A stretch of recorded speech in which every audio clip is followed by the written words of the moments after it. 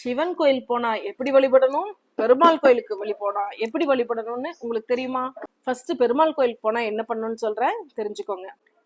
பெருமாள் கோயிலுக்கு போனா ஃபர்ஸ்ட் நம்ம தாயாரை தான் பார்ப்போம். தாயார்கிட்ட தான் நம்மளோட எல்லா பிரேயரும் கோரிக்கையும் வைப்போம். இது வேணும், அது வேணும், கார் வேணும், பைக் வேணும், எல்லாமே சொல்லணும். அதுக்கப்புறம் பெருமாள் கும்பிட்டுட்டு வந்துருவோம். தாயார் என்ன பண்ணுவாங்கன்னா, நைட் அவங்க தான் பெருமாளுக்கு காலமுக்தி விட்டுட்டே நம்ம வந்ததை எல்லாம் பெருமாள் கிட்ட சொல்லி கிரீன் லைட் வாங்கி கொடுக்கறது அவங்க தான். நம்ம மற்ற சன்னதியில எல்லாம் பார்த்துட்டு கொடிமரத்துக்கு அடியில வந்து ஆண்களா இருந்தா ஃபுல்லா விழுந்து நமஸ்காரம் பண்ணும், பெண்களா இருந்தா அஷ்டாங்க நமஸ்காரம் பண்ணிட்டு பெருமாள் கோயில் பிரசாதம் வாங்கி சாப்பிட்டுட்டு ஆறாமர வரணும். ஆனா இதே சிவன் கோயிலா இருந்தா நீங்க முதல்ல போய் பாக்குறது சிவனை தான் பாப்பீங்க, அதுக்கப்புறம் தான் அம்பாளை பாப்பீங்க.